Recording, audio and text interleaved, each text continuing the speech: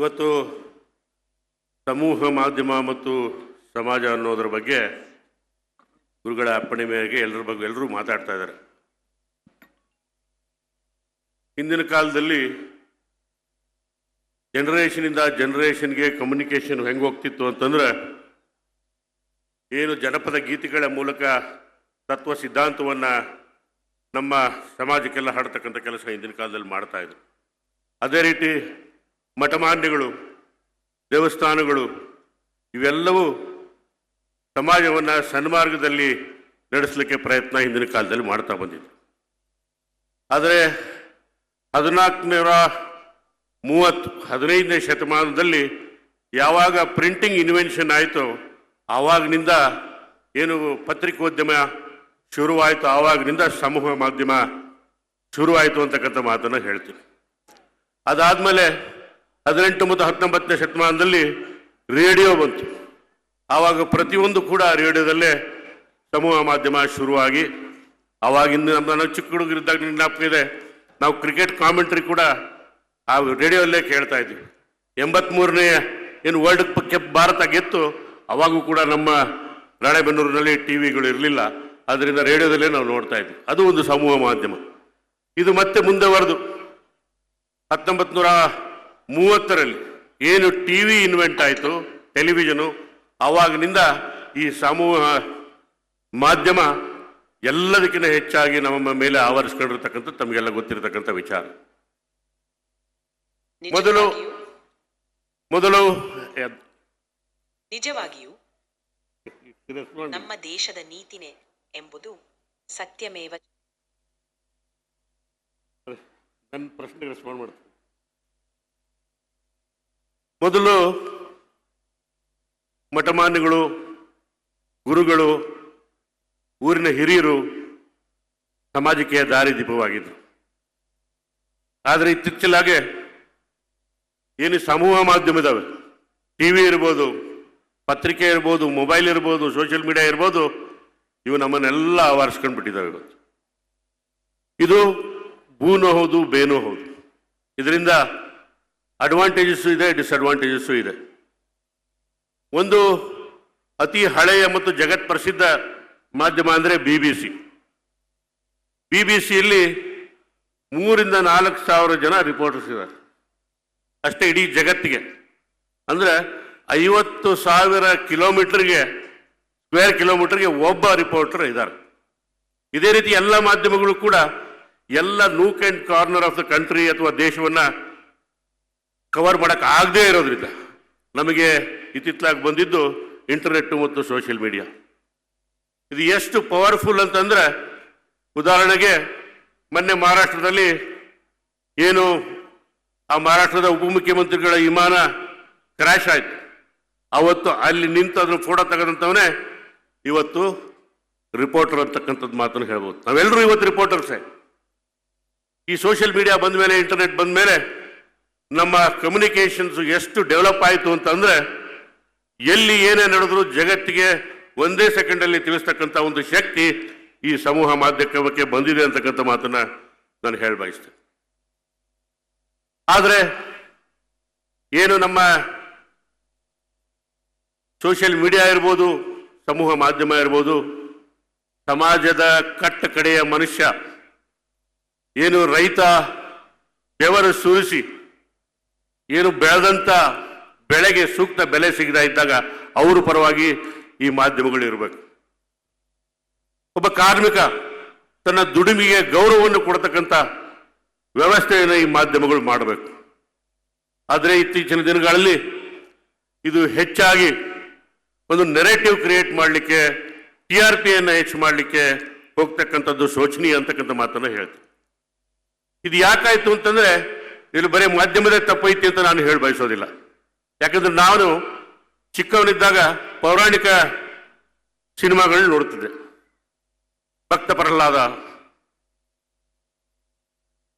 ಆಮೇಲೆ ಕವಿರತ್ನ ಕಾಳಿದಾಸ, ಮಯೂರ, ಈ ಥರದ ಪಿಕ್ಚರ್ಗಳನ್ನ ನಾವೆಲ್ಲ ಸಣ್ಣ ಹುಟ್ಟಿದ್ದಾಗ ಒಂದು ತತ್ವ ಸಿದ್ಧಾಂತ ಇದ್ದಂಥ ಸಿನಿಮಾಗಳನ್ನು ನೋಡಿ ನಾವು ಕೂಡ ಆ ತತ್ವ ಸಿದ್ಧಾಂತವನ್ನು ನಮ್ಮ ಮೈಗೂಡಿಸ್ಕೊಂಡ್ವಿ. ಆದರೆ ಇತ್ತೀಚಿನ ದಿನಗಳಲ್ಲಿ ಅವು ಯಾವೂ ಇಲ್ಲ. ಯಾರು ಪೌರಾಣಿಕ ಪಿಕ್ಚರ್ ಮಾಡ್ತಾನೆ ಆ ಪ್ರೊಡ್ಯೂಸರು ಮನೆ ಮಠ ಮಾಡ್ಕೊಂಡು ಮನೆಗೆ ಹೋಗ್ಬೇಕು. ಯಾಕಂದ್ರೆ ಅಂಥದ್ದು ನೋಡೋಂಥ ಪ್ರವೃತ್ತಿ ಇವತ್ತು ನಮ್ಮ ಸಮಾಜದಲ್ಲಿಲ್ಲ. ಇವತ್ತಿನ ಪಿಕ್ಚರ್ ಹೆಸರುಗಳು ಕೇಳಿಬಿಟ್ರೆ ಭಯ ಆಗತ್ತೆ. ಎ ಅಂತ ಒಂದು ಪಿಕ್ಚರ್ ಹೆಸರು, ವಿಶ್ ಅಂತ ಒಂದು ಪಿಕ್ಚರ್ ಹೆಸರು, ಕಳ್ಳ ಮಳ್ಳ ಸುಳ್ಳ ಅಂತಕ್ಕಂಥ ಒಂದು ಪಿಕ್ಚರ್ ಹೆಸರು. ಆದ್ರಿಂದ ಇವತ್ತು ಏನಾಗ್ಬಿಟ್ಟಿದೆ ನಮ್ಮ ಸಮಾಜದಲ್ಲಿ ಆ ನೈತಿಕತೆ ಕಡಿಮೆ ಆಗಿ ಎಂಟರ್ಟೈನ್ಮೆಂಟ್ ಜಾಸ್ತಿ ಆಗಿರೋದ್ರಿಂದ ಅನಿವಾರ್ಯವಾಗಿ ಇವತ್ತು ಪ್ರೊಡ್ಯೂಸರ್ಸ್ ಯಾರು ಪೌರಾಣಿಕ ಚಿತ್ರಗಳನ್ನು ತೆಗಿತಾ ಇಲ್ಲ. ಅದೇ ರೀತಿ ಮಾಧ್ಯಮಗಳಲ್ಲೂ ಕೂಡ ಯಾವುದೋ ಒಂದು ಒಳ್ಳೆಯ ಸುದ್ದಿಯನ್ನ, ಸಕಾರಾತ್ಮಕ ಸುದ್ದಿಯನ್ನು ಅವರು ಬಿತ್ತರಣೆ ಮಾಡಿದ್ರೆ ಅದಕ್ಕೆ TRP ಕಡಿಮೆ ಸಿಗೋದ್ರಿಂದ ಅವರು ಕೂಡ ಬದಲಾವಣೆ ಆಗಿಬಿಟ್ಟಿದ್ದಾರೆ ಇವತ್ತು. ಉದಾಹರಣೆಗೆ Indian express, Prajavani, the Hindu, ಸಾಕಷ್ಟು ಪತ್ರಿಕೆಗಳು ಸಾಕಷ್ಟು ವಿಷಯಗಳನ್ನು ತಮಗೆಲ್ಲ ಬಿಡಿಸ್ತಾ ಇದ್ರು ಕೂಡ ಇವತ್ತು ಪೊಲೀಸ್ ನ್ಯೂಸು ಹೆಚ್ಚು ಸೇಲ್ ಆಗ್ತಕ್ಕಂಥದ್ದು ಕೂಡ ನಮ್ಮ ಸಮಾಜದಲ್ಲಿ ನಾವು ಕೂಡ ಬದಲಾವಣೆಯನ್ನು ತರಬೇಕು. ಇಂಥ ಒಂದು ಪುಣ್ಯದ ವೇದಿಕೆ ನಮಗೆ ಇವತ್ತು ಸಿಕ್ಕಿದೆ. ಈ ವೇದಿಕೆಯಲ್ಲಿ ನೀವೆಲ್ಲ ಸ್ವಲ್ಪನಾದರೂ ನಾವು ಇಂಥ ವೇದಿಕೆ ಸಿಕ್ಕಾಗ ನಮ್ಮ ಮನಸ್ಸನ್ನು ಬದಲಾವಣೆ ಮಾಡಿಕೊಂಡು ಒಳ್ಳೆಯ ನಿಟ್ಟಿನೊಳಗೆ, ಒಳ್ಳೆಯ ದಿಕ್ಕಿನೊಳಗೆ, ಒಳ್ಳೆಯ ಸಮಾಜ ಸೃಷ್ಟಿ ಮಾಡುವ ಕಡೆಗೆ ನೀವೆಲ್ಲ ಹೋಗೋಣ ಅಂತಕ್ಕಂಥ ಮಾತನ್ನು ನಾನು ಹೇಳ್ತಾ, ಇನ್ನು ಶರಣರು ಅನೇಕ ವಿಚಾರಗಳನ್ನು, ವಚನಗಳನ್ನು ಹೇಳಿದ್ದಾರೆ. ಅವು ಇವತ್ತು ಪ್ರಸ್ತುತ ಇಂಥ ಒಂದು ಸಮಾಜದಲ್ಲಿ, ಕಲಿಯುಗದಲ್ಲಿ ಇದು ಪ್ರಸ್ತುತ ಅಂತಕ್ಕಂಥ ಮಾತನ್ನು ನಾನು ಹೇಳ ಬಯಸ್ತೇನೆ. ಇವತ್ತೇನಾಗುತ್ತೆ, ಸೋಷಿಯಲ್ ಮೀಡಿಯಾದಲ್ಲಿ ಯಾವುದೇ ಒಂದು ವಿಷಯ ಬರಲಿ ಅದನ್ನು ಇಮಿಡಿಯೇಟ್ ಆಗಿ ಫಾರ್ವರ್ಡ್ ಮಾಡೋದೇ ನಮ್ಮ ಕೆಲಸ. ಯಾವುದನ್ನು ಫಾರ್ವರ್ಡ್ ಮಾಡಬೇಕು, ಯಾವುದನ್ನು ಫಾರ್ವರ್ಡ್ ಮಾಡಬಾರ್ದನ್ನು ಕೂಡ ನಾವು ಇವತ್ತು ಅರಿತುಕೊಳ್ಬೇಕಾಗಿದೆ. ಈ ಬರ್ತಕ್ಕಂಥ ಸುದ್ದಿ ಸಮಾಜಕ್ಕೆ ಒಳ್ಳೆಯದ, ಇದು ಸಮಾಜವನ್ನು ಒಳಿತಕ್ಕಂಥ ವಿಷಯನ, ಇದು ದ್ವಂದ್ವವನ್ನು ಸೃಷ್ಟಿ ಮಾಡತಕ್ಕಂಥ ವಿಷಯನ, ಇದನ್ನು ಫಾರ್ವರ್ಡ್ ಮಾಡಬೇಕಾ ಬೇಡ ಅನ್ನೋವನ್ನು ಕುಲಂಕುಷವಾಗಿ ರಿಸರ್ಚ್ ಮಾಡ್ತಕ್ಕಂಥ ಪ್ರವೃತ್ತಿಯನ್ನು ನೀವೆಲ್ಲ ಬೆಳೆಸ್ಕೋಬೇಕಾಗಿದೆ. ನಮ್ಮ ಭಾರತ ದೇಶ ಸುಮ್ಮನೆ ವಿಶ್ವಗುರು ಆಗೋದಿಲ್ಲ, ಸುಮ್ಮನೆ ಮುಂದುವರೆದ ದೇಶ ಆಗೋದಿಲ್ಲ. ನಾವು ಏನು ನಾಗರಿಕರು ಕೂಡ ಪ್ರಬುದ್ಧರಾಗಿ ಸಕಾರಾತ್ಮಕ ಸುದ್ದಿಗಳಿಗೆ ಹೆಚ್ಚು ಒತ್ತನ್ನು ಕೊಡ್ತಕ್ಕಂಥ ಕೆಲಸವನ್ನು ನಾವು ಕೂಡ ಮಾಡಬೇಕಾಗಿದೆ ಅಂತಕ್ಕಂಥ ಮಾತನ್ನು ಹೇಳ್ತಾ, ಶರಣರ ಒಂದು ವಚನ ಇವತ್ತು ನನ್ನ ಜ್ಞಾಪಕ ಬರುತ್ತೆ. ಕೇಳಬದ ಮಾತು ಹೇಳಬೇಡ, ಕೇಳಿದ ಮಾತು ಹೇಳಬೇಡ, ತಿಳಿದು ಹೇಳು ಅಂತಕ್ಕಂಥ ಮಾತು. ಅಂದ್ರೆ ಕೇಳಿದ್ದನ್ನೆಲ್ಲ ಪ್ರಸಾರ ಮಾಡ್ಕೊಂಡು ಹೋಗೋದು ಬೇಡ, ಅದು ಸತ್ಯ ಅಸತ್ಯದ ಬಗ್ಗೆ ಒಂದು ರಿಸರ್ಚ್ ಮಾಡಿ. ಇವತ್ತು ಸಾಕಷ್ಟು ಟೂಲ್ಸ್ಗಳಿದಾವೆ, ChatGPT ಅಂತ ಟೂಲ್ಗಳಿದಾವೆ. ಬಂದಂಥ ಸುದ್ದಿ ನಿಜಾನೋ ಸುಳ್ಳು ಅನ್ನೋದನ್ನು ಕೂಡ ಅದರಲ್ಲೂ ಕೂಡ ನೀವು ಒಂದು ರಿಸರ್ಚ್ ಮಾಡಿ ಆಮೇಲೆ ಅದು ಸತ್ಯವಿದ್ದರೆ, ಸಮಾಜಕ್ಕೆ ಉಪಯುಕ್ತವಿದ್ದರೆ ಅದನ್ನು ಫಾರ್ವರ್ಡ್ ಮಾಡ್ತಕ್ಕಂಥ ಒಂದು ಪ್ರವೃತ್ತಿಯನ್ನು ಕೂಡ ನೀವೆಲ್ಲ ಬೆಳೆಸ್ಕೋಬೇಕು ಅಂತಕ್ಕಂಥ ಮಾತನ್ನು ಹೇಳ ಬಯಸ್ತೇನೆ.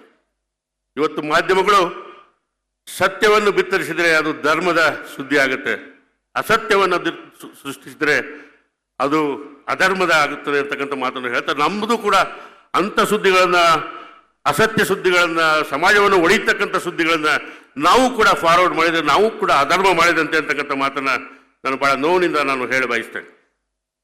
ಇವತ್ತು ವಿಶೇಷವಾಗಿ ನಮ್ಮ ಯುವಕ ಮತ್ತು ಯುವತಿಯರಿಗೆ ನಾನು ಹೇಳ ಬಯಸ್ತೇನೆ, ನಿಮ್ಮ ಕೈಯಲ್ಲಿ ಜಗತ್ತೇ ಇದೆ. ಇವತ್ತು ಏನು ಮೊಬೈಲ್ ಅಂತಕ್ಕಂಥದ್ದು ನಿಮ್ಮ ಕೈಯಲ್ಲಿದೆ, ಎಲ್ಲರ ಕೈಲಿದೆ. ಇವತ್ತು ಮೊಬೈಲ್ ನಿಮ್ಮ ಕೈಯಲ್ಲಿ ಇರಬೇಕು ಹೊರತಾಗಿ ಮೊಬೈಲ್ ಕೈಗೆ ನೀವು ಹೋಗಬಾರ್ದು ಅಂತಕ್ಕಂಥ ಮಾತನ್ನು ನಾನು ನಮ್ಮ ಯುವ ಮಿತ್ರರಿಗೆ ಹೇಳಿ ಬಯಸಿ, ಕೊನೆಗೆ ನಾನು ಈ ಪವಿತ್ರ ವೇದಿಕೆಯಲ್ಲಿ ನೀವೆಲ್ಲ ಒಂದು ಸಂಕಲ್ಪವನ್ನು ಮಾಡಬೇಕಾಗಿದೆ.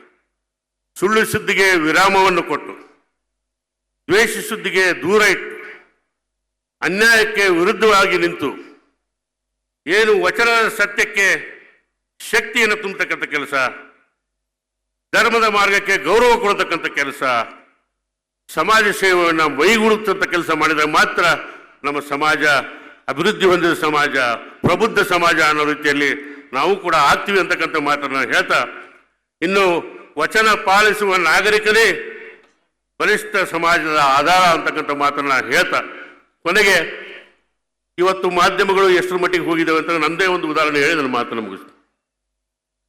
ನಾನು ಶಾಸಕರಾದ ಮೊದಲು ನನ್ನ ಪ್ರಣಾಳಿಕೆಯಲ್ಲಿ ತಂತ್ರಜ್ಞಾನವನ್ನು ನನ್ನ ರಾಣೆಬೆನ್ನೂರು ತಾಲೂಕಿಗೆ, ನನ್ನ ಕ್ಷೇತ್ರಕ್ಕೆ ತಂದು ಶಿಕ್ಷಣವನ್ನು ಅತ್ಯುತ್ತಮ ಶಿಕ್ಷಣವನ್ನು ನನ್ನ ರಾಣೆಬೆನ್ನೂರು ತರ್ತೀನಿ ಅಂತ ನಮ್ಮ ಪ್ರಮಾಣ ವಚನದಲ್ಲಿ ನಾನು ಹೇಳಿದ್ದೆ.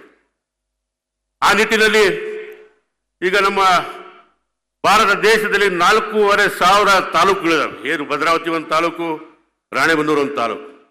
4,500 ತಾಲೂಕಿನಲ್ಲಿ ಎಲ್ಲ ಸರ್ಕಾರಿ ಶಾಲೆಗಳಲ್ಲಿ, ಪ್ರೌಢಶಾಲೆ ಇರ್ಬೋದು, ಪ್ರಾಥಮಿಕ ಶಾಲೆ ಇರ್ಬೋದು, ಹಾಗೂ ಅಂಗನವಾಡಿ ಇರ್ಬೋದು, ಎಲ್ಲ ಕಡೆಗೂ ಸ್ಮಾರ್ಟ್ ಎಜುಕೇಶನ್, ಸ್ಮಾರ್ಟ್ ಕ್ಲಾಸ್ ನಡೀತಾ ಇರೋದು ರಾಣೆಬೆನ್ನೂರು ತಾಲೂಕಿನಲ್ಲಿ ಮಾತ್ರ. 4,500 ತಾಲೂಕಿನಲ್ಲಿ ಈ ಭಾರತ ದೇಶದಲ್ಲಿ ಅಂತಕ್ಕಂಥ ಮಾತ್ರ ಬಹಳ ಹೆಮ್ಮೆಯಿಂದ ನಾನು ಹೇಳ ಬಯಸ್ತೇನೆ. ಯಾಕೆ ನಾನು ಶಿಕ್ಷಣಕ್ಕೆ ಒತ್ತು ಕೊಡ್ತೇನೆ? ಸಮಾಜ ಸೃಷ್ಟಿ ಆಗೋದೇ ಶಿಕ್ಷಣದಿಂದ ಅಂತಕ್ಕಂಥ ಮಾತನ್ನು ಹೇಳಬಯಸ್ತೇನೆ. ಅದೇ ರೀತಿ ಇವತ್ತು ರೋಬೋಟು ಗುರುಗಳ ನನಗೆ ಇನ್ವಿಟೇಷನ್ ಕೊಡಕ್ಕೆ ಅವ್ರ ಶಿಷ್ಯಂದರನ್ನು ಕಳಿಸಿದ್ರು ನಮ್ಮ ಮನೆಗೆ ರಾಣೆಬೆನ್ನೂರಿಗೆ. ಬಂದಾಗ ಆ ರೋಬೋಟನ್ನು ನೋಡಿ ಏನಿದು ಅಂತ ಅವ್ರ ಶಿಷ್ಯಂದರೆಲ್ಲ ಕೇಳಿ, ಇಲ್ಲ ನಮ್ಮ ತಳುಬಾಳು ಮಠದ ಶಾಲೆಗೂ ಕೂಡ ಇದು ಬೇಕು, ಇದು AI ಬೇಸ್ಡ್ ಬಹಳ ಉಪಯುಕ್ತವಾದ ಒಂದು ರೋಬೋ ಟೀಚರ್ ಅಂತಕ್ಕಂಥದ್ದನ್ನು ಹೇಳಿದಾಗ ಅವರು ನಮಗೆ ದುಡ್ಡನ್ನು ಕಳಿಸ್ತೀನಿ ಅಂತಂದು ಗುರುಗಳು ಶಿಷ್ಯಂದರೆಲ್ಲ ಹೇಳಿದ್ರು, ಎಷ್ಟಾಗುತ್ತೆ ಅಂತ ಎಲ್ಲ ಕೇಳ್ಕೊಂಡು. ಇದು ನನ್ನ ಭಾಗ್ಯ, ಗುರುಗಳಿಗೆ ಇದನ್ನು ನಾನು ನನ್ನ ಅರ್ಪಣೆ ಅಂತ ತಿಳ್ಕೊಂಡು ನಾನು ಮಾಡ್ತೀನಿ, ಯಾವ ದುಡ್ಡು ಬೇಕಾಗಿಲ್ಲ ಅಂತಕ್ಕಂಥ ಮಾತನ್ನು ನಾನು ಹೇಳಿ ಈ ಒಂದು ರೋಬೋ ಟೀಚರ್ನ ಶಾಲೆಗೆ ಕೊಡಲಿಕ್ಕೆ ನಾನು ಈಗಾಗಲೇ ಅದನ್ನು ತಂದು ಮುಂದೆ ಇಟ್ಟಿದ್ದೀನಿ. ಅದೇ ರೀತಿ ನಮ್ಮ ರಾಣೆಬೆನ್ನೂರಿನ ಎಲ್ಲ ಹೈಸ್ಕೂಲಲ್ಲಿ ಗುರುಗಳೇ, ಎಲ್ಲ ಹೈಸ್ಕೂಲಲ್ಲೂ ಕೂಡ ಈ ರೋಬೋ ಟೀಚರ್ ಇವತ್ತು ಸ್ಯಾಂಕ್ಷನ್ ಆಗಿದೆ ಅಂತಕ್ಕಂಥ ಭಾಳ ಹೆಮ್ಮೆಯಿಂದ ನಾನು ಹೇಳಬಯಸ್ತೀನಿ. ಏನಿದು ರೋಬೋ ಟೀಚರ್ ಅಂತಂದರೆ, ಇದು ಟೀಚರ್ಗಳನ್ನ ರಿಪ್ಲೇಸ್ ಮಾಡ್ತಕ್ಕಂಥ ರೋಬೋ ಟೀಚರ್ ಅಲ್ಲ, ಟೀಚರ್ಗಳನ್ನ ಅಸಿಸ್ಟ್ ಮಾಡ್ತಕ್ಕಂಥ ರೋಬೋ ಟೀಚರ್. ಒಬ್ಬ ಶಿಕ್ಷಕನಿಗೆ ಅವನ ಮೆದುಳಿಗೆ ಸ್ಟೋರೇಜ್ ಕೆಪಾಸಿಟಿ ಏನಿರುತ್ತೆ ಅದು ಬೇರೆ, ಇದ್ರ ಸ್ಟೋರೇಜ್ ಕೆಪಾಸಿಟಿ ಬೇರೆ. ಮಾನವೀಯ ದೃಷ್ಟಿ ಶಿಕ್ಷಕನಲ್ಲಿ ಇರತಕ್ಕಂಥದ್ದು ಇದರಲ್ಲಿ ಇರಲಿಕ್ಕಿಲ್ಲ. ಆದರೆ ಇದರ ಸ್ಟೋರೇಜ್ ಎಷ್ಟಿದೆ ಅಂತಂದರೆ, ಜಗತ್ತಿನ ಯಾವುದೇ ಪ್ರಶ್ನೆ ಕೇಳಿದ್ರು ಒಂದೇ ಸೆಕೆಂಡಲ್ಲಿ ನಿಮಗೆ ಉತ್ತರ ಕೊಡ್ತಕ್ಕಂಥ ಶಕ್ತಿ ಇರತಕ್ಕಂಥ ಈ AI ರೋಬೋ ಟೀಚರ್ ನಮ್ಮ ರಾಣೆಬೆನ್ನೂರಿನಲ್ಲಿ ಈಗಾಗಲೇ ಇದು ಕರಿಯರ್ ಕೌನ್ಸಿಲಿಂಗ್ ಮಾಡ್ತಾ ಇದೆ. ಅನೇಕ ಶಾಲೆಗಳಲ್ಲಿ, ಕಾಲೇಜುಗಳಲ್ಲಿ BSc ಮಾಡಿದ್ದೀನಿ, ನಾನು ಇಂಜಿನಿಯರಿಂಗ್ ಮಾಡಿದ್ದೀನಿ, ನನ್ನ ಮುಂದೆ ಅವಕಾಶಗಳು ಏನಿದಾವೆ ಅನ್ನೋದು ಕೂಡ ಆ ಕರಿಯರ್ ಕೌನ್ಸಿಲಿಂಗ್ ಎಲ್ಲ ಈ ರೋಬೋ ಟೀಚರ್ ರಾಣೆಬೆನ್ನೂರಲ್ಲಿ ಮಾಡ್ತಾ ಇದೆ. ಅದ್ರ ಜೊತೆಗೆ ಅನೇಕ ಶಾಲೆಗಳ ಕ್ವಿಜ್ ಕಾಂಪಿಟೇಷನ್ ಕೂಡ ಈ ರೋಬೋ ಟೀಚರು ನಮ್ಮ ರಾಣೆಬೆನ್ನೂರಲ್ಲಿ ಮಾಡ್ತಾ ಇದೆ. ಯಾವುದೇ ಪ್ರಶ್ನೆಯನ್ನು ಕೇಳಿದ್ರು ಒಂದೇ ಸೆಕೆಂಡಿನಲ್ಲಿ ಇಡೀ ದೇಶದ ಎಲ್ಲ ವೆಬ್ಸೈಟ್ಗಳಿಗೆ ಹೋಗಿ 1 ರಿಂದ 2 ಸೆಕೆಂಡ್ ಒಳಗೆ ಎಲ್ಲ ವೆಬ್ಸೈಟ್ಗೆ ಯಾವುದು ಅಥೆಂಟಿಕ್ ಸೋರ್ಸ್ ಇರುತ್ತೆ ಅದನ್ನು ತಗೊಂಡ್ಬಂದು ಒಂದೇ ಸೆಕೆಂಡಲ್ಲಿ ಉತ್ತರ ಕೊಡ್ತಕ್ಕಂಥ ಶಕ್ತಿ ಇರತಕ್ಕಂಥ ಈ ರೋಬೋ ಟೀಚರ್ನ ನಾ ಗುರುಗಳಿಗೆ ಅರ್ಪಣೆ ಮಾಡ್ತೀನಿ ಅಂತಕ್ಕಂಥ ಮಾತನ್ನು ಭಾಳ ಹೆಮ್ಮೆಯಿಂದ ಹೇಳ್ತಾ, ಈ ರೋಬೋ ಟೀಚರು ನಮ್ಮ ರಾಣೆಬೆನ್ನೂರು ತಾಲೂಕು ಎಲ್ಲ ಹೈಸ್ಕೂಲಲ್ಲಿದೆ. ಇಲ್ಲಿ ಕೂಡ ಮುಂದೆ ಸಾಧ್ಯ ಆದರೆ ಗುರುಗಳೇ, ನಾನೊಂದು ನಮ್ಮ ರಾಣೆಬೆನ್ನೂರು ತಾಲೂಕಿನಲ್ಲಿ ಎಲ್ಲ ಗ್ರಾಮಗಳಿಗೂ ಡಿಜಿಟಲ್ ಲೈಬ್ರರಿಯನ್ನು ಮಾಡಿದ್ದೀನಿ ಗುರುಗಳೇ.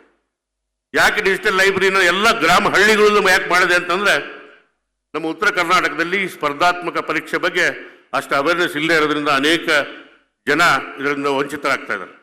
ನಮ್ಮ ರಾಣೆಬೆನ್ನೂರು ತಾಲೂಕಿಂದ ಒಬ್ಬರು IAS ಆಫೀಸರ್ ಇರಲಿಲ್ಲ 2025ವರೆಗೂ. ಆದ್ದರಿಂದ ಅದನ್ನು ಮಾಡಿದ್ದೀನಿ. ಯಾಕೆ ಈ ಮಾತನ್ನು ಹೇಳ್ತಾ ಇದ್ದೀನಿ ಅಂತಂದರೆ, ಇಷ್ಟೆಲ್ಲ ಮಾಡಿದರೂ ಈ ಸಮೂಹ ಮಾಧ್ಯಮಗಳು ಇಂಥ ಶಿಕ್ಷಣ ಕ್ರಾಂತಿ ನಡೆದಾಗ ಎಲ್ಲೋ ಒಂದು ಮೂಲೆಯಲ್ಲಿ ನಾನು ಪ್ರೆಸ್ ಮೀಟ್ ಕರೆದಾಗ ಮೂಲೆಯಲ್ಲಿ ಹಾಕ್ತಾರೆ.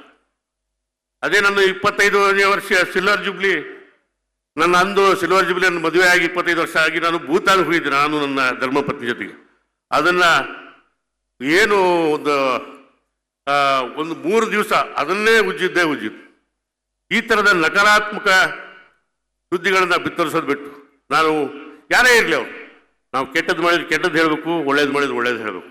ಆದ್ದರಿಂದ ಈ ಮಾಧ್ಯಮ ಕೂಡ ಒಳ್ಳೆಯ ಸನ್ಮಾರ್ಗದಲ್ಲಿ ನಡೆದ್ರೆ ಮಾತ್ರ, ಯಾಕಂದರೆ ಇದು 4ನೇ ಸ್ತಂಭ, ನಮ್ಮ ಪ್ರಜಾಪ್ರಭುತ್ವದ 4ನೇ ಸ್ತಂಭ. 3 ಸ್ತಂಭಗಳನ್ನು ತಿದ್ದುತಕ್ಕಂಥ ಕೆಲಸ ಈ 4ನೇ ಸ್ತಂಭಕ್ಕೆ ಇರೋದ್ರಿಂದ ಸಮಾಜಕ್ಕೆ ಒಳ್ಳೆಯ ಮಾರ್ಗದರ್ಶನವನ್ನು ಈ ಒಂದು ಸಮೂಹ ಮಾಧ್ಯಮ ನೀಡಲಿ ಅಂತಕ್ಕಂಥ ಮಾತ್ರ ಹೇಳಿ ನನ್ನ ಮಾತಿಗೆ ವಿರಾಮನೆ ಕೊಡ್ತೀನಿ. ಜೈ ಹಿಂದ್.